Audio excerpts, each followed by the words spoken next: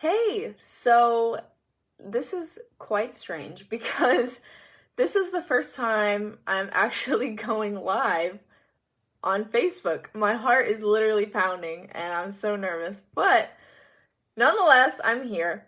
And so I'm trying this because, because of COVID-19 and because of, the fact that this is about quarantine, week 5 of quarantine, at least for me, probably a little bit more than that. I'm trying some new things in my business, and so I know that being live on Facebook is one of those things that I have meant to do, and so now I'm here. Let me make sure that, okay, I think I'm live.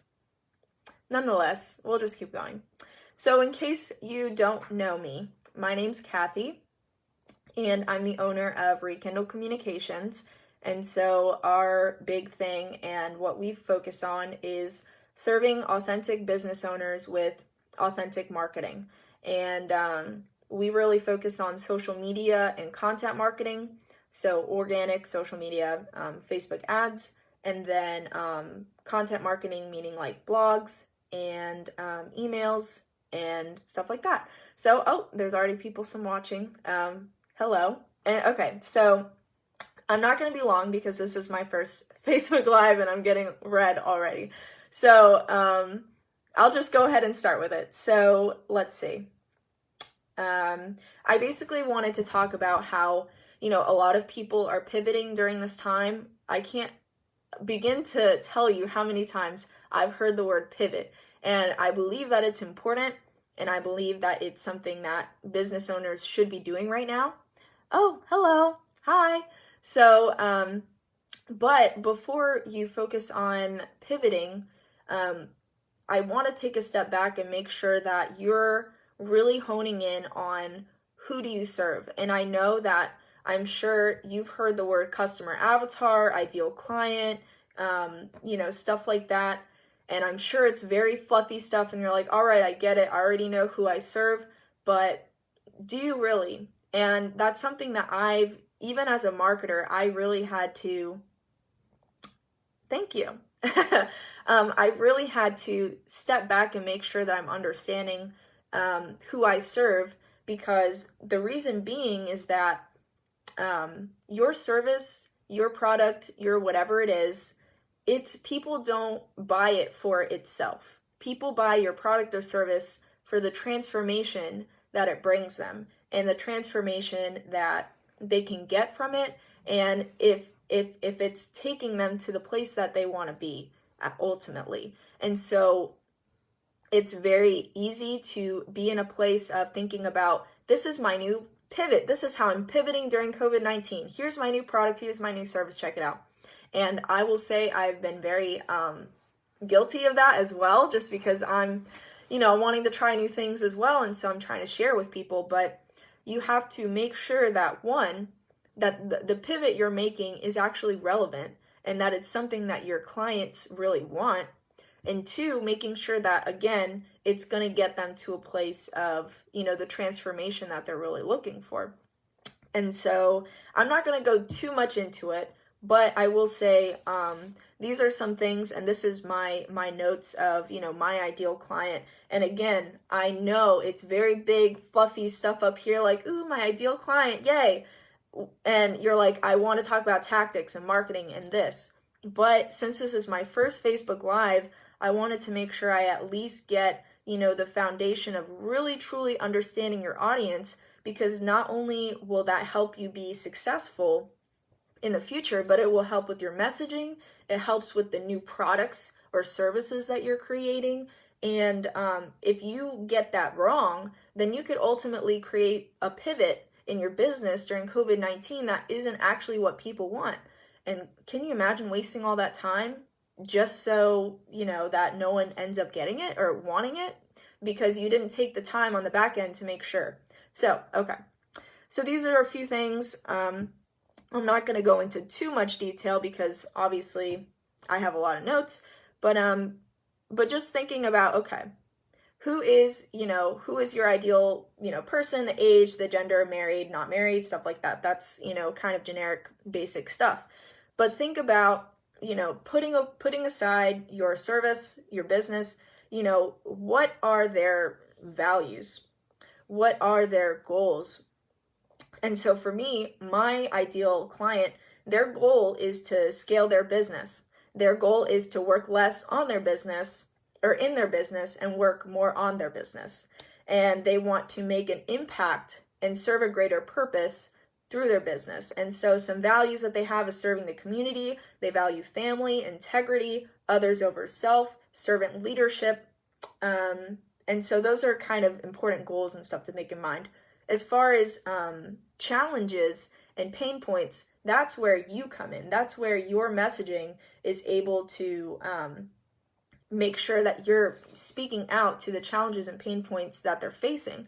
So for me, one of the challenges my ideal clients face is scaling their business. They get to a place of plateau where they have so much work that they really can't keep up with it, but they need more work to grow their business. And so they're at this place where they're literally stuck and they don't know how to get to the next step.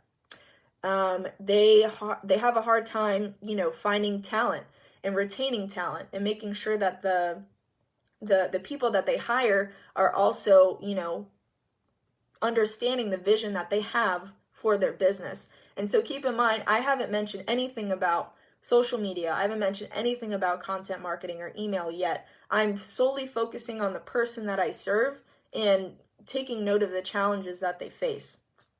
And some pain points and some fears that they have.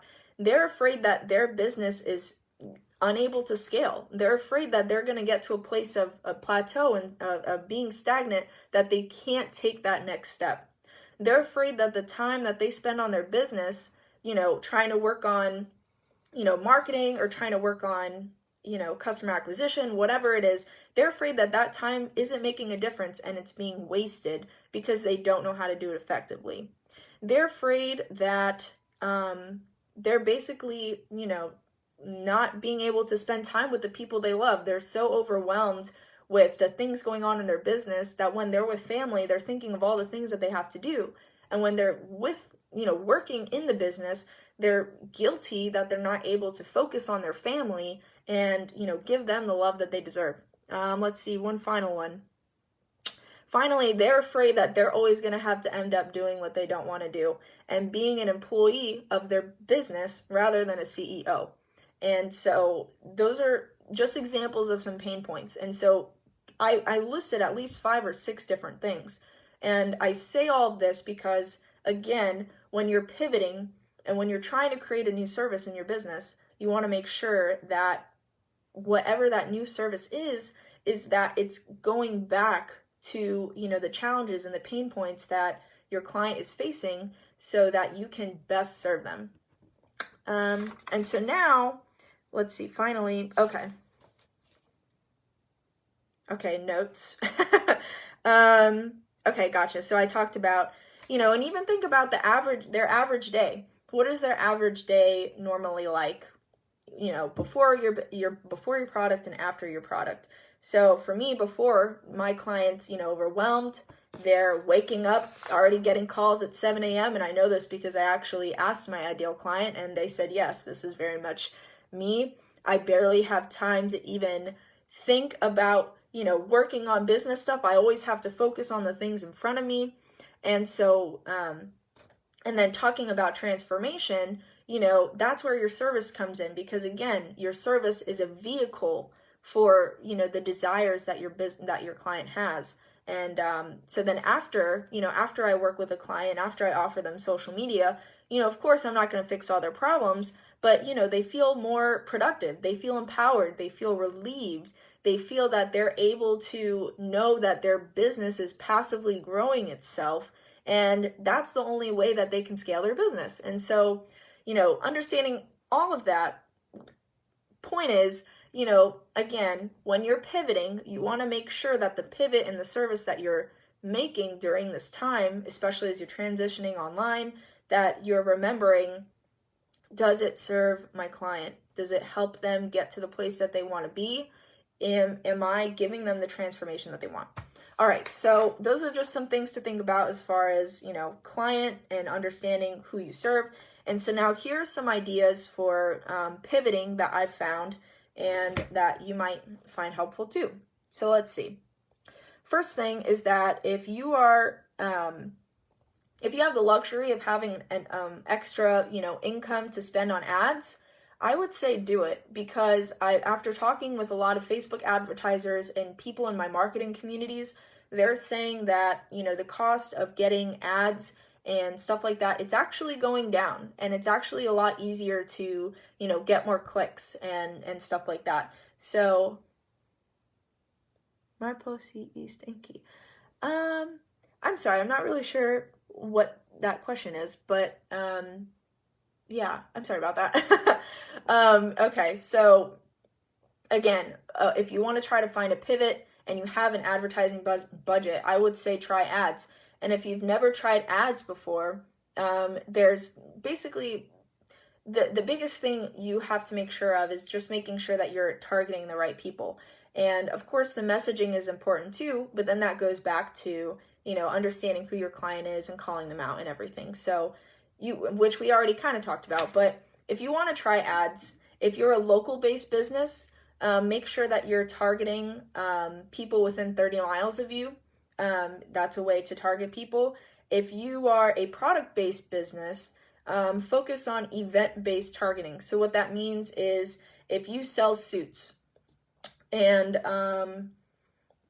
if you sell suits, you can actually go into the back end of Facebook and set your audience as different events. So if someone gets a new job, if someone becomes, is getting married, if someone is, a groomsman or something like that, an event where people are more likely to want a suit, you set your targeting based on that. And then finally, if you're just you serve a general group of people, really focus on interest-based targeting. So what that means is just making sure that you're doing your research and, again, understanding who you serve and understanding, who are the people that they watch, what are the tools that they use in their business, what are conferences that they want to go to. And you have to be very, very, very, very specific with interest-based targeting. So basically asking, everyone, what's the question again?